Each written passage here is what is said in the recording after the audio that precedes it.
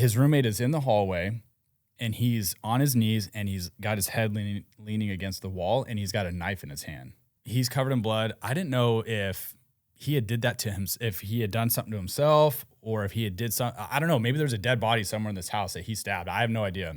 I looked over at one of the guys that was there, and I'm like, tase him. So he tases him. The guy's head like literally goes, and like his head almost falls off, like completely flips backwards. Dude, he had cut from ear to ear. Oh, and he was just laying there. And it was just laying there, and it was kind of keeping everything together, I guess. So when we tased him, it popped his head back, and it just, his head fell back. I feel like I'm ready. You don't really look that ready. You don't think so? No, I feel like I'm ready. Okay, no, you're good. Let's get into it. You're not allowed to have that. Why? I'm just kidding. Why do you have this? Why is it white, though? Caucasian. Well, it's just a color. Yeah, but you're a guy. I would never go to the store and buy a white anything. Do you think Dan wants to? Dan, do you want to have some input on this? You have a white cup. Yeah, what Yeah, about a paper. white car? Would you have a white car? Yeah, I would, but I wouldn't. You have a white truck. I know, but I wouldn't buy a white cup. Whatever. You do What if you. it was a gift Yeah. from his deceased? I would have exchanged relative? it for like a black one or put some stickers on it or something. I like it white. Yeah. Hey, so who do we have in studio? All right, guys? Who so is this? I think we should just start off. So welcome back, everyone, to another episode of the Shots Fired podcast. I'm Mark Ehrlich. This is Kyle Schilberg, and sitting across from us is retired Sacramento police officer Dan Chip. But Kyle and I were talking. I actually thought you invited Dan, and you said you thought I invited Dan. Yeah, I was confused. Yeah, and I get a call. He's like, "Hey, I'm at the front door. Can you let me in?" In fact, we have a photo of it. Yeah, we do, which we'll share. I mean, everyone's looking at it right now. Okay, good. I So- think I should probably divulge this now. Okay. I've actually been living in here since the last episode. You were a little excited. Yeah. I wanted to tell you after Mark and I talked, like we did get your application to be a host. I said we're reviewing it and we would get back to you. I took that as grab a sleeping bag, you're in, and you can stay here. Apparently. I do thought it smelled a little like musty in here.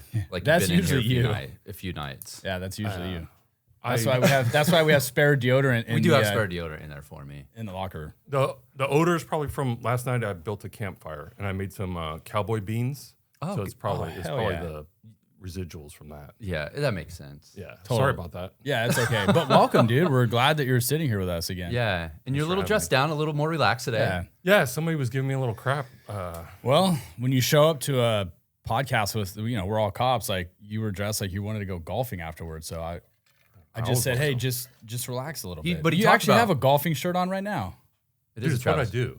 Yeah. What they don't see is I'm not wearing pants. So I want to like bring it down, way down. Yeah, we're like be casual. Like that's Right. a little too casual. And I saw you glance. It's really cold in here. Just well, that's why you had the campfire last night. Like it all makes sense. Like it was we're a little connecting bit of the a dots. judgy look. Yeah, he It's was 100 degrees outside and you had a campfire. Well, you have a long sleeve shirt on, so. That's true. And I do notice that you do have your deodorant line here. crap, So yeah, when that's you my wear certain color shirts, It's probably dust, actually. This thing's been sitting in my no. closet This for is a a while. deodorant line from when you put deodorant on, and then you go to put your shirt on, and you rub it on yourself. Mark, at least I wear deodorant. That's why there's deodorant in the locker. Because there's been times where I'm like, Mark, you didn't put deodorant on today. No, I don't want to get into this with you with Dan here. I'm just sorry saying, you're watching dude. this. Wouldn't the deodorant line be on the inside of the sleeve, not on the outside? I don't know how you put shirts on, but how would it end up here? You've never seen people where they have deodorant lines on the outside? Yeah, but Yeah, bro, but you're not on touching their that sleeve. outside. Yeah, The outside How would I have sleeve? gotten it on my sleeve? right.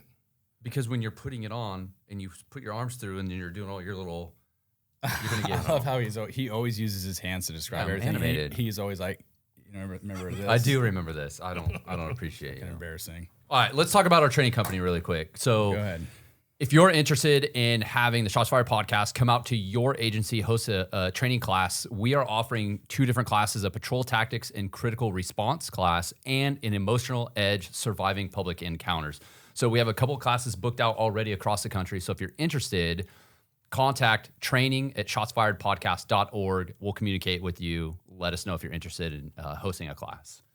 Should we do a giveaway Yes. this episode? Let's do a Let's do giveaway. it. Let's let Dan do Yeah, it. let's let Dan dictate. Dan, would you like to do a giveaway?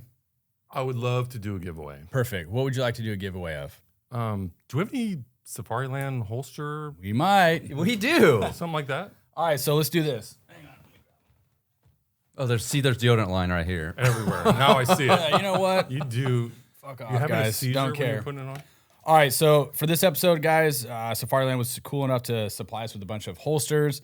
We want to give some away to you. So if you drop a comment in this video, doesn't matter what it is. If you have Gotta questions, be something though. That's anything. Okay. You have to leave a comment in the video, and we will ship you out. We will pick a winner from the comment section. We'll ship you out a holster from Safariland.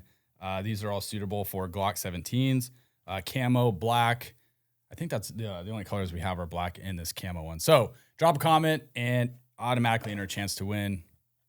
Sounds free good. I like it. holster. We'll let Dan pick the winner. We'll Oh, let you wow. pick it. That might be scary. Can we pause? I'm gonna make a comment real quick, and I have a feeling I know who's gonna win. Yeah, you don't need one. That guy. So hey, today we want to hit on some stuff, share some law enforcement stories with you guys, and we tend to get a ton of questions in whether it's Instagram, even comments on YouTube about what's the hiring process like. You know, should people even be cops in today's day and age, and really what does it take to be a cop? What's the background process like, and going through that. So we thought, I mean, we didn't really have anything crazy planned, so why not touch on a lot of that, answer some of those questions, and then maybe share some cool, interesting stories from all of us. Well, I just had a question last week. I met a guy that's in backgrounds for 2 local agencies, and he was asking, like, what do I need to do to get ready for the academy? Because that's what freaks everybody out is, like, how do I get that upper edge? Because it's such an unknown. And my tip to him was fitness. And he's already a fitness stud, so I told him he's got the leg up, because I remember when I was in the academy, it was very physical, and then you're exhausted, and then now you're trying to physically recover over the night, like you're sore. Like, that's the last thing I would want to be concerned about is my fitness capabilities of exhausting myself and then sitting in class for hours. So I would recommend working on your fitness, doing some type of CrossFit or cross training and running.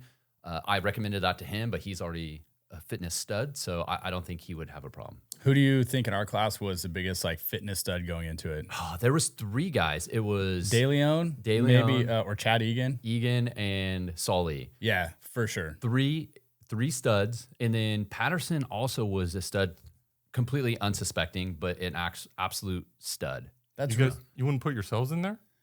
me. No, I think I weighed. I got this in the 700 club. There's only Actually, like Mark was 5 or very 6 fit. of us that got it. Right. I actually remember one day, Mark, we were supposed to be doing pull-ups or whatever, and Mark was like doing pull-ups and like lifting his legs at the same time, and like like his legs were perpendicular with your body, and he was sitting there doing pull-ups like that, and I was like, okay, show off, and the corporals were giving you shit because I do actually. So you were in remember shape. that. I'll give you that. Yeah. One guy that blew my mind, and he was there with me from my agency. Russ. Oh yeah. Johnson. We lived together. Drank every day, fresh out of the Marine Corps. I don't think ever lifted a weight a day in his life. And that dude would show up and blow everybody's doors off running. Like the guy could just run forever, and I don't even know how he did it. Yeah. It's just that mindset. It's that military, man. I remember in probably actually HPD Academy, we had a half-mile track around the campus, and there was an old dude, retired Army guy, and I was in really good shape back then, unlike now. And that dude would just lap everybody, and then I remember he would smoke a cigarette. He would stop and smoke a cigarette, let everybody catch up, and then take off again. That's disgusting. Well, I Also competed badass. in Urban Shield, which is a national SWAT competition out of the Bay Area. They don't do it anymore. It was hosted by the Alameda County Sheriff's Office, and it was all about critical incidents. And it was over like a 54-hour day. You never got to sleep. There was like 35 teams that would compete in it. There's teams from Japan, Mexico, all over the country that came, and you had to be invited. Our team was invited multiple times. We had won, but there's this whole fitness section that you had to do: run, monkey bars, carry thing. Like is like an hour of just run yourself into the ground. Part of all these scenarios, that was one of them. And I will never forget, a team from the Netherlands came, and they look like models, like tight leather, tight pants, and they were getting ready to do the run because our team was coming in, and then they were going to go. We were just a tad above schedule, and they were sitting there chain smoking cigarettes, and then they put them out, and then just took off, and they smoked They got first place in the fitness part. And fashion with the leather pants. Oh yeah, it was awesome. They We're won like every category. yeah, yeah. So what questions do you have? I like how you just said you're like you had to be invited. We only went once. Like you're good that you guys only went one time, but you were invited. We had our team had gone every year. I thought you said won you'd it only multiple went- times. That's what he said. They won. You want to get that in? Yeah, there. I think thought our you- team won like 4 times. I was on one of the teams that one of the years that we won. How'd they do the other 3 without you? Yeah. It was a struggle for them. Robots, I was also robots. there for support. So like you had a whole support team that would follow you, bring you food if you needed something. You're that guy. Well, it's a team. You're the guy that passes out sandwiches. That's what it took to get guys to win. Oh, Kyle. okay. All right. Bro, they were champs. Yeah. Don't question them. Yeah. So fitness. I think you're right. I think you worked at the academy, so you probably have a really good insight. You but did work at the academy. What's your biggest tip? You know what? On top of that, I think if you say anything other than fitness, it's gonna make us look like liars. So fitness, number one. Okay. You guys are spot on. I'd Cool. agree with that. All But having been through 3 academies myself, right? I think one part that everybody struggles with is just that preparation, right? So I think something that's helpful is a good support system for you. And like a small tip, maybe they'll tell you, hey, you need 3 uniforms, buy 4. By 5, and have them ready throughout the week. So you got to cycle on. There's one less thing you got to worry about at 2 a.m. is you almost said that? no, Mark has said that too before. Have extra stuff. It was actually my idea. So I didn't see that. So yeah, that is where you got I will tell you, when we went in, they shoved you through a line and you had to order your uniforms. And I bought 2 of literally everything. I didn't care what it was. They're like, you don't need 2 bags. You don't need 2 jackets. I'm like, yes, I do. I bought double of everything. They thought I was an idiot. I'll tell you what. You are though. You are a bit of a psycho. Yeah, but I didn't have to do laundry every night when everybody else was doing laundry every night. Or when you have one pair of PT shorts and you forget them and have to wear booty shorts because From the only person who had extra ones was like the smallest chick in our class. Yeah, who, Mi Vang. little Asian girl. And she's like, you can borrow mine. I was like, I'll take them. It's so huge though, like that preparation. Like to your point, there's a test the next morning. You know, you're waking up early. You're gonna go run 5 miles, and now you're ironing at 2 a.m. Like Yeah, if it's yeah, done that right, does suck. Yeah. And plus, like, financially, you're doing laundry every day. Like, that's just not sustainable. right. It's just not a great idea. Yeah, Just that double does over. suck. And I want to be clear, I didn't fail out of any academy. Well, I didn't want to ask, I know but you- you've been to 3 academies. Yeah. I was thinking, Well, did I was you like, pass all 3? yeah, did you teach 3 or? Right. No. So Army Basic Training, MP School, AIT. Oh, you're counting all that. Okay. HPD Academy, and then SAC Academy. Got it. So Okay. So fitness and then preparation I is think that's the 2. coming from someone that's been a corporal at the academy. Those are the 2 biggest things. That's in my opinion. Yeah. And I think the education piece, at least for me when I was in the academy, it kind of comes with, it just comes during because you don't know. I mean, you don't want to overload yourself and try to know too much going into the academy. Just let them teach you like whatever topics they're teaching at the time. Focus just on that, pass that test, and then move on to the next block of whatever the educational piece is. Yep. Trust the system. Yeah, because I mean, you're going to learn to be a cop after you graduate the academy when you start field training, not in the academy. I agree. What's the maybe the 1 or 2 most common things people fail in the academy? Not quit, like this isn't meant for me, but actually fail in the academy. Like, why are people getting failed? I think it changes over time, right? But I know the range typically gets people, and that's one of those things that a lot of people go, "Well, I got a shooting instructor, and I'm gonna learn how to shoot before I even get to the academy." Bad idea. Okay. In my opinion, right? Because it's a different type of shooting at the range. You know, stationary, stagnant platform, that type of thing, as opposed to that you get from an instructor, as opposed to law enforcement shooting, as you guys are aware. I think that's one. I think another one too is just they get overwhelmed, right? Like we're talking about. You're working out every morning, you're studying every night, you got all your prep stuff, you're working long hours, you're doing study groups afterwards, and I think a lot of people just can't sustain that for a prolonged period of time, and they just get burnt out and they just shut down, you know, mentally. Once you're mentally broke, you're done. Yeah. Well, I think a lot of people fail the driving part for the same thing. Yeah, EVOC, yeah. That's a good point. Anyways, well, yeah, the academy thing we get asked a lot. So I feel like the answer is the same every time. It's always going to be fitness for like worry about being fit prior to going to the academy. One guy even responded back. He was like, "Oh, I never thought of that. I thought I was going to get fit in the academy." And I'm like, "No, dude, you're behind the 8 ball at that point." Yeah, we had a couple people that showed up that really, really struggled fitness because they came in And they're timed never runs. working out. You have to meet the timed runs. I mean, those are things that you can fail, which would then roll you back or kick you out. So I will admit this now. I failed 4 of the LD written tests. And if you fail one of those tests, you have to retake it. And you guys know that if you fail it again, you're out. Yeah. I had to go through that 4 times. Oh. And I know where I'm at in my career and the things I've done. I'm confident in saying like, yeah, I failed 4 of those stupid things. I'm just not a good test taker, and I hated the academy, to be honest. I seriously did not like it at all. And Do you think there are people that do? People that enjoy it? Oh, yeah, there's people that enjoy it. Yeah, for sure. Yeah, I think so. But yeah, I failed 4 of those. So I had to go in 4 different times and take that dumb test and knowing if I fail this again, I'm out. And that's tough, too. That's stressful. You got your next LD coming up after that. Yeah, and so you're studying backwards and forwards. If you do that, you're seriously, it's tough because, you're having to focus on what's coming up next plus what you failed. Yeah. So I'm not sure if that's a record. I know I graduated at I want to say second to last from our class. Yeah, I failed 3 LDs. And I graduated, I think I was the... Hell yeah, you and I were at the bottom, dude. There was one person below me for SAC PD. Actually, you know what? I think he was before me. I think I was the last. But you know what's funny? I always said I led the academy after me.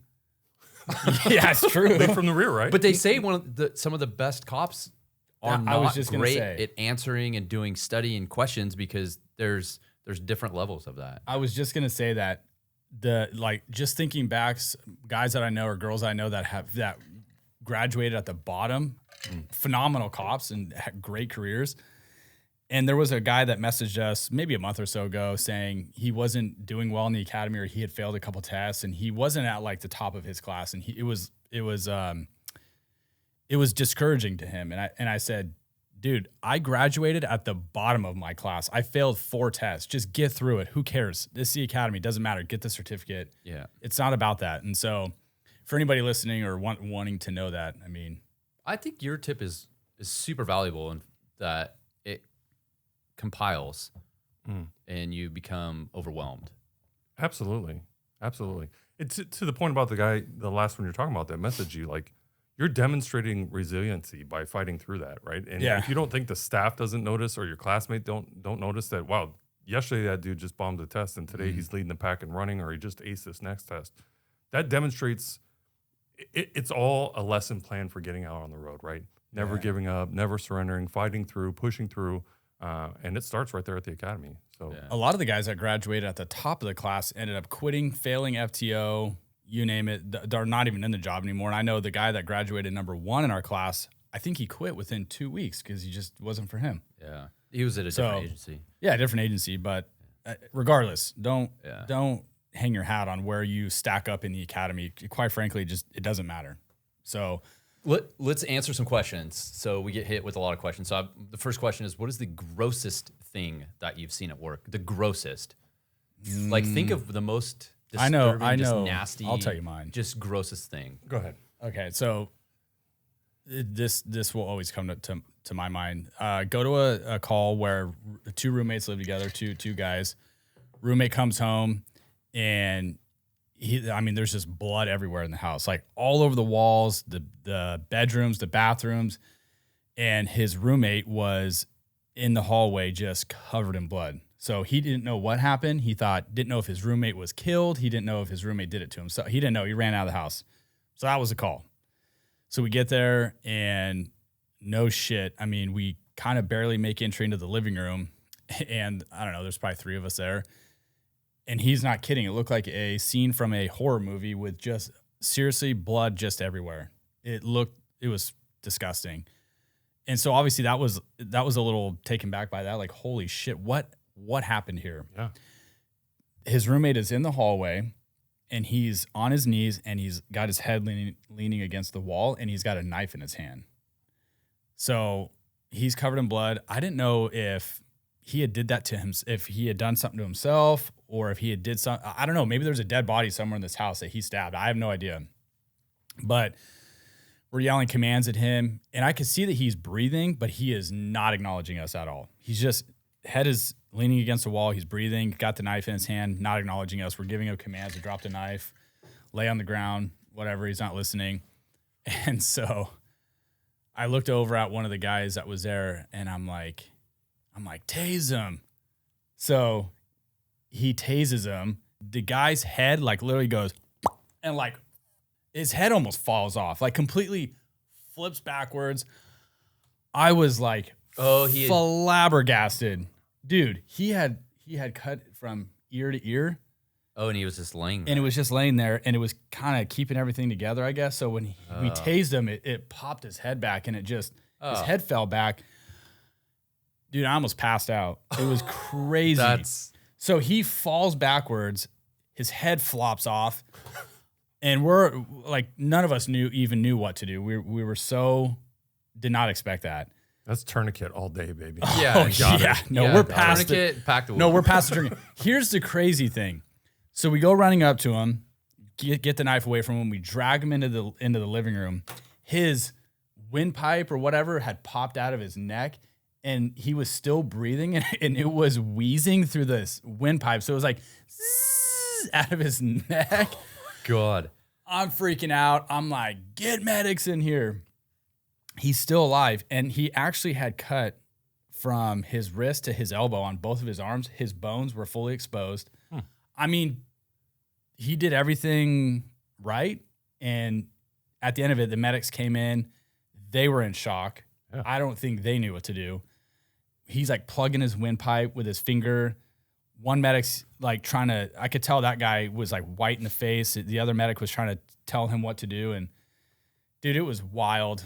He ended up surviving somehow. I have no idea how. Yeah, I'm actually happy that he did. No, I know that ended. It ended well but I don't. That was pretty crazy. So, but in the bedroom, I mean, I've never seen so much blood. I mean, I've been to a lot of homicide scenes. I've never seen that much blood, and the fact that he survived. But I guess what was trippy about it was when we tased him and to see someone's head fall off like that. God, that was insane. Well, tell him the last part, like the coolest part. This morning he went and got coffee. And the guy was the barista at Starbucks. Oh, and yeah. actually served you your... Yeah, he's like, you saved me. Yeah, Dan's that's wild. Full of shit. Yeah. Absolutely lying. He was not my Dan, barista. What's the grossest thing? I mean, just, there's so many, right? But I know. Just while you're telling that story, I remember I went to a welfare check with my partner at a trailer park, and it was summertime, so it's like 114 degrees, and it's, the typical, we haven't heard from Johnny in like 2 weeks or whatever, right? So not the homeless guy that stuck stuff up his butt all the time. Not that one. Okay. We can tell that story. Yeah, though. I've got a list of them. Sorry, go ahead. In my head, and now you just give me flashbacks. I'm thinking even more. So show up at this trailer, and no answer at the door. It smells real bad. You know where you're at. Yeah. Right? You're at a body now, right? There's and a body it's in there. baking. End up cracking the door, and it's got like 6 inches of water in this freaking trailer. Huh. It was just humid as hell. Dead body, obviously decomposing in there somewhere, and kind of like mentally preparing myself for, okay, this is gonna suck. Probably dead bodies always suck, but you could smell it's gonna be a bad one. So start wading into this freaking trailer, and there's like dog shit piles all over couches, on countertops, everywhere, right?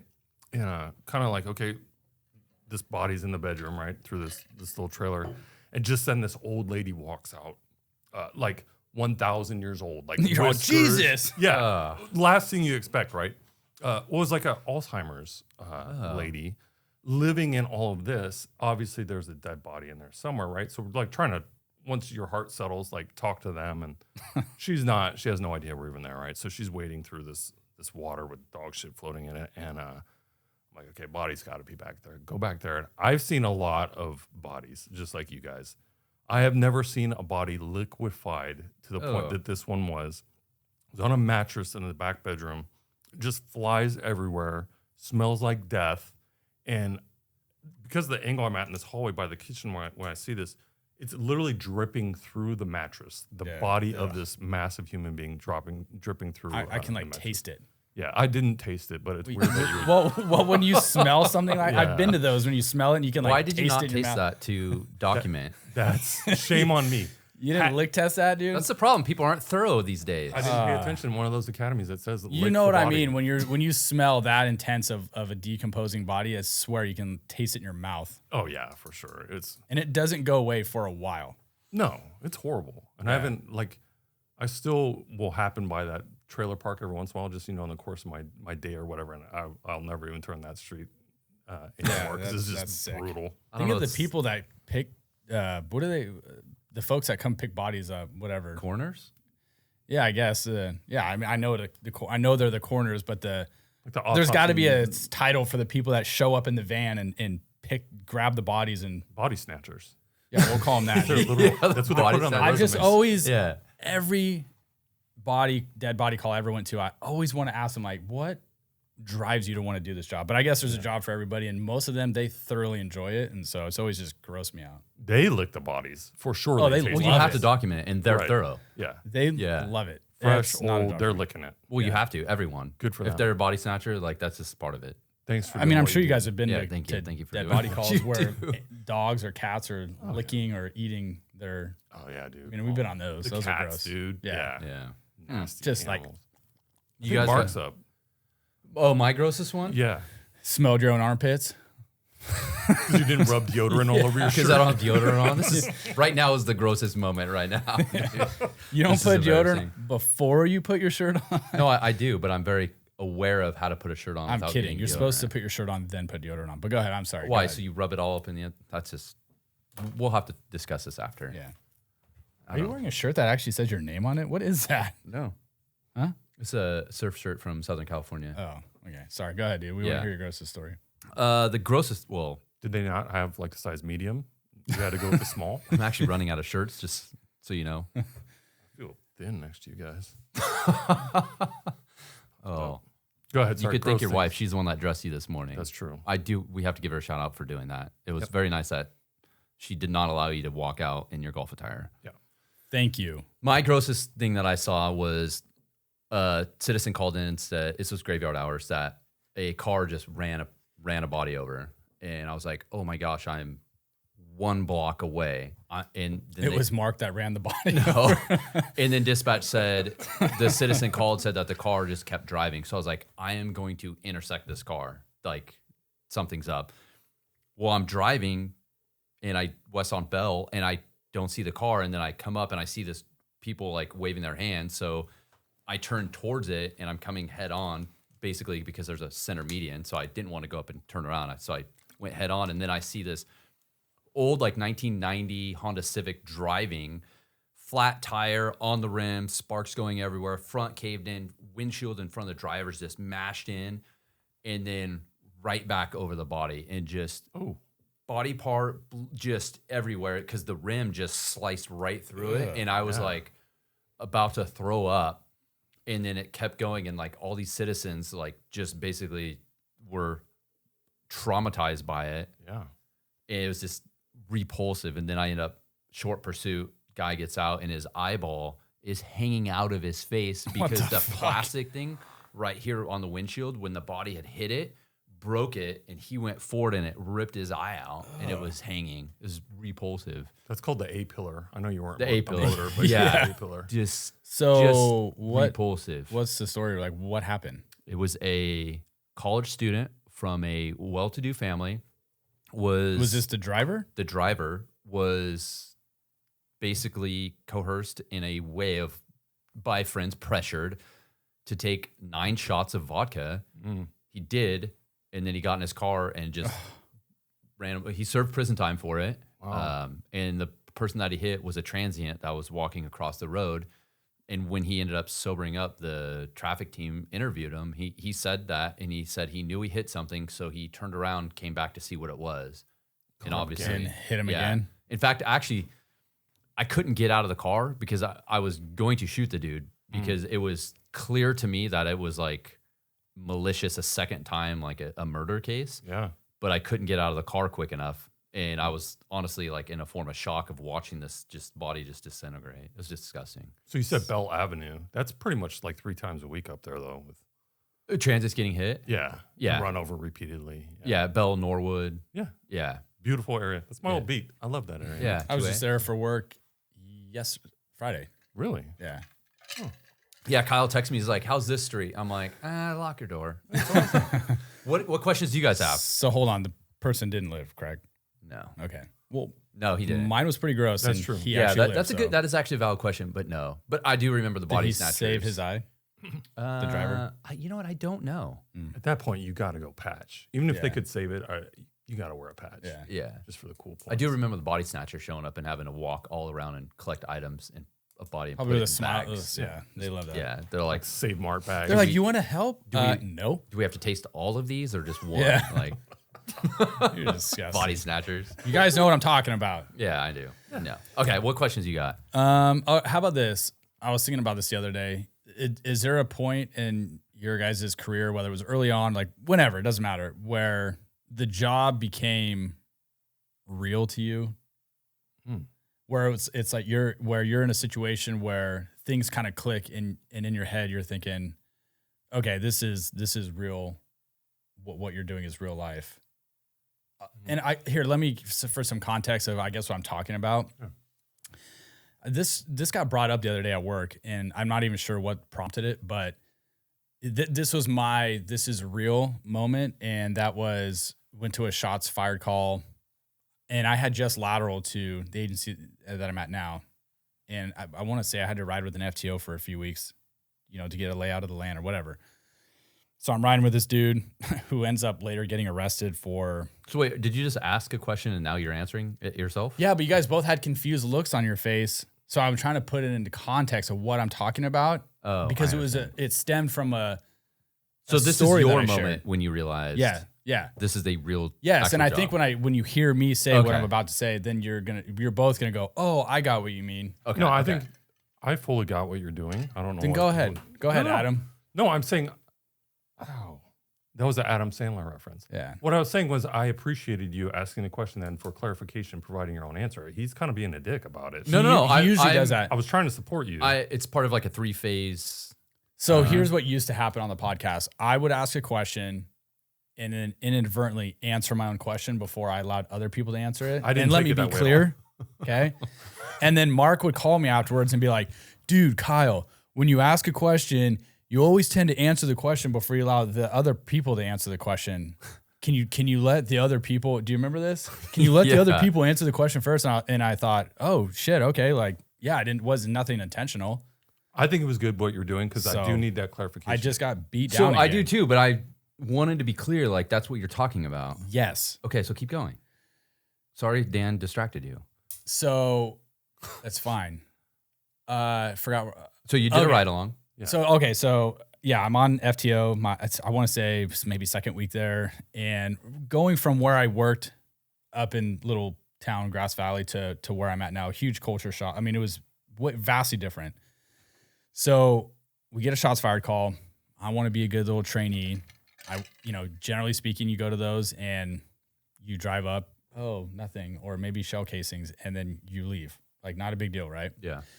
Well, I go knock on the person who calls door. Oh, hey, where did you think you heard the shots from? Right, trying to go the extra mile. And she goes, oh, well, she didn't tell the dispatcher this. Why, I don't know. But she goes, oh yeah, the guy at that house right there across the street came out, fired some rounds off in his front yard, and then went back into his house. So I'm like, oh shit, she actually knows who shot the gun. And in California, that's illegal. So right now, yeah. for the moment. Yeah. Some states, they're like, that's normal. Yeah. You can't do that. Yeah. You can't be drunk and go shoot your gun off in your front Yeah. yard. How do you say good morning to your neighbors? Yeah, you guys suck. People in Texas are probably like, we do that all the time. So anyways, and this is a not nice area. So it's me, my FTO, and this buddy of mine. He's a friend of mine now. He's a sergeant also today, but he was a canine handler then.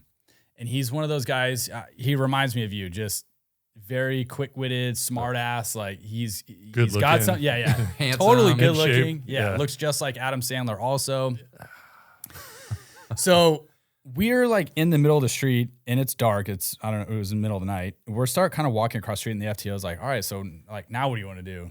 And so before I could even say anything, the dude walks out of the house and he had a sweater and he had his hands tucked into his pockets of his hoodie.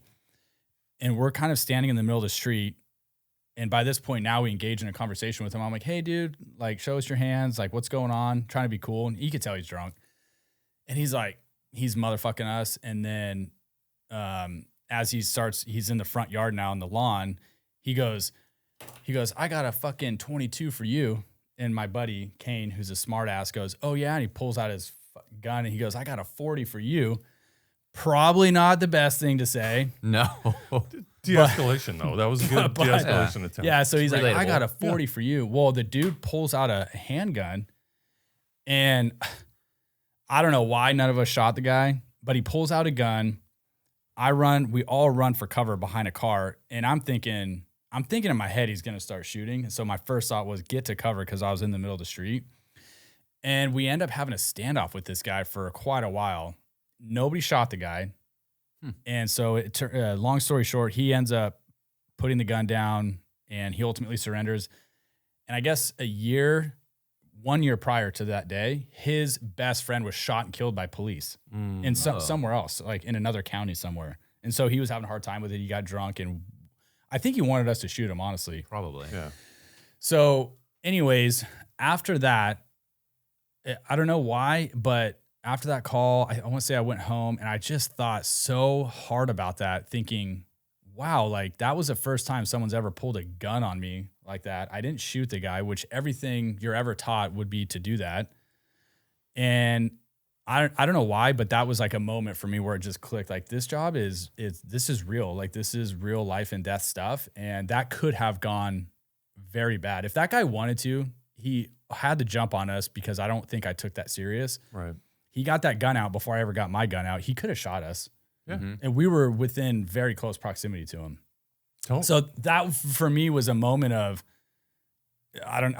that's the best way to explain it. It was just like, this is real to me. This isn't the academy. This isn't some bullshit scenario. You're dealing with a real person who was really intoxicated, who really had a gun. That's interesting. I can see that. So that's what I mean by, Yeah. Was there a moment in your career where it just became real to you? Well, I think the ending of that story is the most impressive part, right? Where you went to Starbucks on the way here this morning, and that guy Was oddly my enough, barista. Was the barista. Yeah. He was Another so happy nice. ending. Thank you for not shooting me. Yeah, Yeah. thanks, Starbucks. Yeah. Huh. So Dan's lying again. Yeah. What's yours, Dan? Oh, I was gonna hand it off to you. Do you have one? Actually, I don't. Oh, you don't. So that was a Mark is just a technique stud to- and was like day one. No, my answer One is time I we already were have champions. I'm already we're champions. We're All I do champions. is win. I get it. Yeah. DJ Cali. yeah. All I do is win, win, Yeah, win. it's just kind of normal. I don't even know who that is. I actually hear it right now in my mind. I have the same response, so I'll wait for you to share yours unless you don't have your own.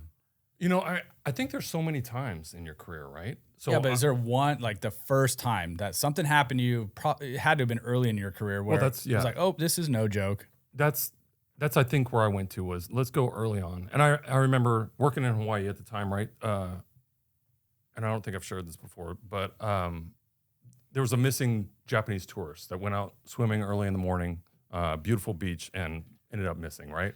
So you live there for a while and you know that they're probably not missing. They probably got picked up by something in the water, right? So like 4 days later or more, we get a call down the road a little bit more, Waimanalo by Bellows Beach, and a body had washed up.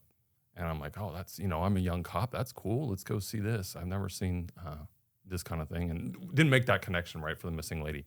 We show up there and like fire guys are there already. And you can see the body kind of like bobbing out in the water out there, not too far out. And the fire guys, because they're heroes, the fire guys wade out there and drag this thing up. No shirts on. Yeah. Oiled Tan. up though. Tan. No Yeah. deodorant lines on their like sleeves or Oh, anything. yeah, well, no, you can't do that. Right. Well, they dragged this body up, and I think it was that surreal moment. I think is what you're asking on this question was this bloated, corpse is getting pulled up to me and my buddies on the shore. We're gonna have to take that, put it in a bag for the body snatchers, licking it, of course, beforehand. No, but like they drag this thing up. She's got no head, missing an arm, missing a geez. leg, but bloated from being in the water for whatever time period that was. Maybe it was a week or more, and just recognizing the reality of life and how it can just go away. And then I remember, we're dragging that thing up, and I'm like, I'm with some big, strong boys, and I'm pretty strong myself. Like the weight of this thing, and I think just sunk in my brain of this is real, dude. This career you chose, this lifestyle is legit. You're dealing with this. And then I remember, starting that angle starts to open up, right? You're not so narrow focused on one thing, like you're absorbing it. I remember looking over and her skull had wiped or washed up on the shore next to it, and there's like 1 billion crabs just all over this thing. And Wow. Jeez. so for whatever reason, like that's the only time I ever saw like a shark attack victim or anything like that. It was, I think, my first dead body in this career. And then, you know, just seeing how it was normal, like for the fire guys and guys that with me that have been on forever, like Yeah. we're just dealing with bodies here. I think that was when it kind of hit. And not to sound weird or anything, but that kind of solidified that I'm here for a reason. Like, this is what I want to do. I want to get involved and do things that not everybody gets to do every day. So that, for me, I think answered your question. Yeah, that's good. Huh. Cheers. I don't have a moment when I can pinpoint when that change was. And I contribute that to like tombstone courage. And we've talked about it before. It's where all of your training in the academy, in service training before you actually get on the street is so safe. You know, it's designed, hey, safety first, all this stuff. Everyone complies. There's little fight from someone that you're trying to take into custody when you're training, handcuffing, no one turns around. You don't just get beat. Like, you're always going to win in the academy, it seems like. So when you go out on the street, you have that tombstone courage, they call it, where you're always going to win and walk away from it. And I always had that. I think I was actually probably pretty lucky. But I always kind of had that tombstone courage where I was not afraid of anything and nothing. I mean, it was all real, but there was never a moment where I went, okay, this could change. I just don't know if that ever happened to me. Even when you got in your first shooting, that you never had that moment of, wow, No. this really No, I don't. Nothing really badass. That's changed. why he was a champ. Wide herb over here, dude. Well, no, I'm just being honest. Like, there was nothing. There was no ever real change of this was it. Now things are different. It's just, I guess maybe I had tombstone courage and I just got lucky the whole time. I just never was afraid of, like, I mean, there was times in Oak Park on a team early on, I would turn my radio off and go down Santa Cruz or something and get in a foot pursuit and chase people and take them into custody with no radio. Right. Sometimes I'd pull the battery out and leave it in the car just to test some of the guys on the team. It was just like a test to see, like, are you good enough to be here? So I think I probably always had that. I'm trying to wrap my head around that. So you would take your battery out of your radio or turn it off and then go get in a foot chase and then whoop. Yeah, it's a form of like a test to see if you can do it. Like, that's suicide. Like, I would never recommend anyone do it, but it was like. Could you just throw a disclaimer out there real quick after sharing that story about we don't condone that? And I just said that I would never recommend Okay. that. Right. Do not do that. Because even Dan has a look on his face of shock right now. Yeah. And I've never thought of that. Like, I've never thought of that either. I've never even heard of that. Yeah. Well, you work with certain people, and it's like, and I would contribute that to graduating at the bottom of the academy. I was the last to sign up on a patrol team. I didn't sign up where everybody, I went to a whole different team of people, and they were very seasoned as just like certain spots, and that's where I landed. And I credit all of those people that I work with for my knowledge and skill set in law enforcement. Was there at least somebody watching you? Like, turn your radio off. All right, Mark, now's your chance, man. We got your back. Like, we're watching from back here, but go. There was times when that did not happen. There was. So then would you just get somebody in custody and then just You say, just bring them back to your car, and then you just I've got, tell dispatch, I've got, stop a guy in custody, and then you just go to jail. and there was no, No, I look back. That's the tombstone I have courage. so many like, questions for that, but I just anyways. don't. I don't have a moment where I can pinpoint and say, this is different. It's different. All right. Well, And I think there's probably people out there that have that same mindset, and I don't know. I think you can have that streak though, right? And I recall, not doing stuff like that, but that streak of tombstone courage that could last years. Yeah. Sometimes, where you're invincible. Dude, nothing's going to stop you. no, You're I've the been top. there. I think all new cops experience that. And then being a seasoned guy, being in shootings, all these things, you look at the younger cops who do dumb shit and you're like, man, what are you thinking? Knowing you did the same thing, but the answer to that is it's because nothing bad has ever happened to them. Right. And for them, it's like you just said, you always win. So why wouldn't I do that? Yeah. Until something bad happens or someone tries to kill you, or then I think it clicks for most people. I guess not Mark, that like you said, your life could be taken like that. I mean, so you've been on a call where your partner was killed. So Well, I think too, like that, just thinking about it, that's extreme, dude. And I don't mean that as an insult. But But I think that it should be an insult. That is crazy. But that's our wired brains. I think we get to those extremes where it was probably entertaining for you and challenging. Right? Well, I'm going to do this with no radio. Watch this. Yeah, I'm going to take my battery out. I look back at like my career because I can do that because I'm not in law enforcement anymore. I look at how selfish my career was. It was adrenaline driven. Like I wanted to help people, and I'd done plenty of that for the families. My old partner and I, Patrick, adopted and stuff. Right. But I look back, a lot of my decisions were selfish driven. Sure. Where I went to those areas because it was selfish, the adrenaline, where I could have focused my attention over here and maybe made a difference. But, yeah. Well, you needed that. You did it for a reason. Yeah, I don't know why, And but it filled something. Yeah. Yeah. Wow, I feel like this is turning into a good therapy session. What? It's not. Never heard that. Yeah. Never heard you share that before. Oh yeah, the selfishness. Well, no, I know you're selfish, but the getting into foot chases with turning your radio Battery off, or taking your battery out. That's yeah.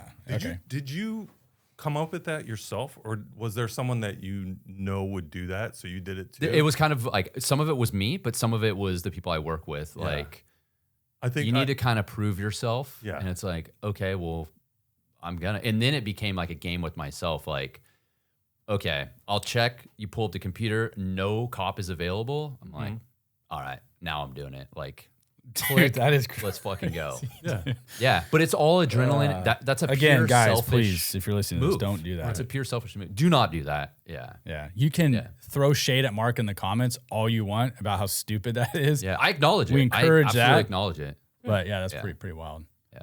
Man. Well, it's funny, we talked about doom and gloom things, right? And gross things. And we've talked about sad things and stuff. And I don't want to weigh the whole conversation down with negative and, kind of balancing in my head. I'm like, what's some funny things, that we've experienced? And something popped in my head. I'm sure it happens to you guys too, right? Something will remind you of some call that you went on. Yeah. I don't know why this popped in my head just now, but Well, nothing of what Mark just said reminded me of anything I've ever done, but go ahead. maybe that was it. It was so extreme. Yeah. And I'm going to give you this, like extreme kind of funny story, right? So we're working South Sac, my partner and I, Jeff, graveyard, of course. So Yeah. tip the hat to the graves guys. It's like 3 a.m. And we're down by Sac City College. That was our beat at the time. And not the best neighborhood at 3 a.m, but we're driving over this Sutterville bypass, which is like a bridge, and there's like a train, railroad crossing down there and stuff like that by this college. And we're driving westbound, and I see like the strangest silhouette of like a giant and a little person, a midget. Are we allowed to say midget? I think so, Yeah, yeah. it's appropriate. Okay. So it's a giant and a midget walking, and it's kind of silhouetted with the moon and stuff like that. They're walking up this bypass at 3 a.m. I'm like, bro, we're stopping here. So pull over, quick ped stop, just make sure they're okay. It's kind of unusual sight there at 3 a.m, and get out. And it's like a dude, like, he looked like Manute Bol. Do you remember that basketball player? He's like 7'6" or whatever, super skinny. No, I know you don't. Yes, I do. He's a Manute famous Bol. basketball player. Okay, I don't know, but Super tall. I'm imagining it. Yeah, so he's like Thanks for playing. 7'6", I think, or 7'7", and then his buddy, who's a little white midget or dwarf, whatever it is. You're so uncomfortable saying I don't know what I'm really big on PC. I want to be Little PC. people. Yeah, he's a little person. He's a little guy. Yeah, he's probably 3'6", something like that, right? Like a little Ewok, Wow. like an Ewok. So we pull over and like, what are you guys doing? It took all of about 10 seconds, and they're just wasted, right? Like, this is not. What are you guys doing? We're going back to the train, bro. What are you talking about? The train? Why are you out at 3 a.m? You guys are drunk off your ass. You're gonna get robbed. We work for Barnum and Bailey, the circus. Oh gosh. I'm like, there's no fucking way, right? It makes sense now in hindsight, but at the time, so I'm like, okay, all right, well, we got to get you guys to wherever you're going. What do you guys do for the circus? And he's like, oh, we do a juggling act. I'm like, fuck off. There's no way, No. bro. This isn't working. I go, he's like, yeah, can you give us a ride? And I was never big on like the courtesy transport, but I was like, tell you what, you're going to work for it. Like, if you're jugglers, we're going to see if this is true. So jump out of the car, pop the trunk, and we grab like, the police tape, the roll of tape, road flare. I had a big, remember the old mag lights? Yeah. They're like 8 Just batteries 3 long. random things in the back of your Yeah, just trunk grabbed of them your up. car. I'm like, go. And there was something else too. I don't remember what it was, but so we're on the side of the road on Sutterville, and they start their routine, dude. And they're rolling, and it's insane. They're doing like trick under the leg things, and drunk off their ass, 3 a.m. Police tape, a flare. You should have lit the flare. Oh, that would have been cool, dude. Where were you like 20 years ago? Working the beat. Exactly. So I'm like, all right, good enough. Jump in the car, guys. Yeah. Let's go. That was awesome. So did you actually take him back to a train? I insisted that I take him back to the train because I wanted to see that. I think we all had that toy when we were kids, right? With like the bars on it and stuff. With the cookies, those little cookies? Yeah, the cookies, right? Yeah. So we drive down there and dude, sure as shit, man. It was like carnies everywhere. It was like a little city at 3 a.m. and like you could hear the lion roaring from the train and stuff like that. And it was just another one of those like weird but funny moments that in your career that stick in your head and pop up every 20 years or so that you remember it. So that just popped in my head. I want to kind of bring some positive to the conversation we're having. Show there's a different side to this job entirely, right? You get some cool stories by doing this career. Yeah, it is. It's funny. You get a lot. There's so much negativity that swirls around cops, and I don't want to say it's annoying to me, but when you're at work and people come up to you and they're like, "Oh, thank you for what you do. You guys have such a hard job," and I don't know. It just rubs me the wrong way for some reason. I'm not like a big fan of that because to me it's just a job. And I think it's a great job. You get to see the most strangest, wildest things and everything in between. I think it's an awesome job. There's definite downsides to it, but I did road construction before I was a cop and I pumped concrete for a living. Like that's fucking hard work. The dudes digging trenches on the side of the road in 110-degree weather. No one pulls over and says, "Hey, thanks for doing what you do. That's a hard job. Here's a water, and thanks for fixing the road for me." Nobody does that. Why don't we do that? Or the dude that comes and collects your trash every week. I don't know, like that to me, those people I feel deserve a lot of respect, and a lot of times I think more than we do. I mean, so I guess what I'm trying to say is it is a great job. It's a great career. A lot of people question, should I even be a cop? Yeah, I think if it's something you want to do, I think you should do it. I think you walk away if you stay in the career with some stories and friends you'll never forget. So I would say go for it. It's weird now that we're retired, right? I used to view it much differently when I was still working, right? Seeing, second guessing everybody, seeing somebody on a traffic stop going, "Oh, you shouldn't do it this way," or anything like that. Now I have just a different level of respect and admiration for the people that chose this career path and this lifestyle. And I think about them a lot, kind of like you're referencing the guys on the side road fixing things, which doesn't happen in California. That's probably why we don't thank them. That's probably true. Yeah, because the roads are crappy. Yeah. Right. Yeah. But yeah, if it's in your heart, I mean, I don't think there's anything that any of us is going to say that's going to make or break somebody from doing the job. But I do want to say this, like I have an intense amount of respect and admiration, as does my family, for the folks that choose this profession.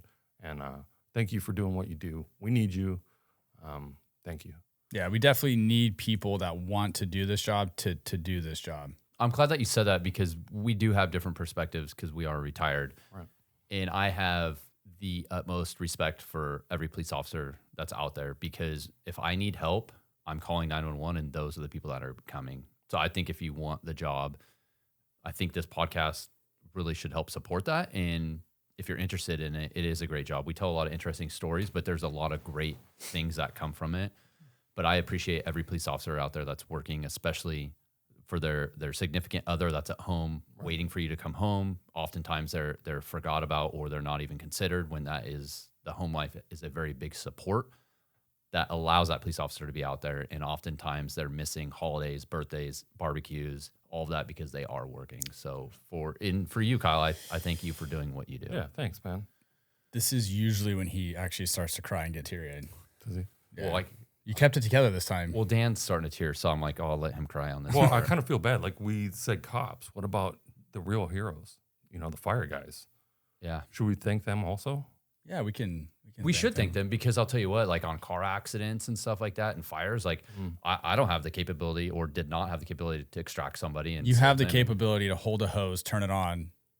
Well, that's what you're thinking about putting a fire out, but like like car accidents I know, where I'm they're just teasing. mangled and Yeah. stuff. Yeah, I think any first responder, and actually, I think EMTs and paramedics are probably the least valued or looked at, but they're the ones out there that are stabilizing you to get you to the hospital. Yeah, Everyone for looks sure. at and holds nurses and doctors to the highest pedestal, which they should be. But I think the first responders of EMTs and paramedics should be equal, if not higher, because they're showing up, having to process what's happening, figure out a priority, manage that situation, take care of you in a vehicle that's moving, going through traffic to get you to the hospital so they can actually try and help you. So they stabilize. So if you're an EMT or paramedic, I think. Oh, what? EMT or a paramedic? Paramedic. Okay, I thought you said pomedic. So It's short. It's an abbreviation. yeah, Yeah. I They used to call them that on the championship team. They're like, Yeah. somebody grab a pomedic. All the time. Oh, this is great. I want to mention our training classes one last time. So if you're interested in having Kyle and I come and train your department, we offer 2 classes, a patrol tactics and critical response and emotional edge, surviving public encounters. You can email us at training@shotsfiredpodcast.org. All right, that was cool. If you guys, I think I like doing episodes like this where it's just honestly not a whole lot of structure, just kind of storytelling and We had some kind structure. a little bit. A little bit. Yeah, I'm glad you came in, Dan. I love being here. Yeah. Thank you guys for coming. Yeah. It's we're good. still your application is still in review, Okay. Yeah. so we will still let you know. Do I need to get my stuff out of here? Or If you could, could you actually the sleeping bag, the pillow, and the toilet paper needs to go. Yeah. If we could work on that, but. If you guys want to hear more episodes like this where we do storytell, I mean, we love it, kind of rehashing old stories and stuff. It's fun for us. Let us know in the comments. And again, if you want a Safariland holster, drop a comment, enter yourself to win, and Dan's gonna Dan pick will that. pick the winner. I'm picking. We will mail it to you. Maybe Sounds good. Maybe we get Dan to sign it. Nobody wants that. We'll say it was from Adam Sandler. Budget Take your reasons, picture. right? You're doing ground shipping, USPS, so Yes. it'll get there in 6 to 8 weeks, folks. We'll get it. So We just keep will an eye. get it to you. Yeah. Mark will pay for it. This So is not Amazon. No. thank you for tuning in, guys. We'll see you on the next episode.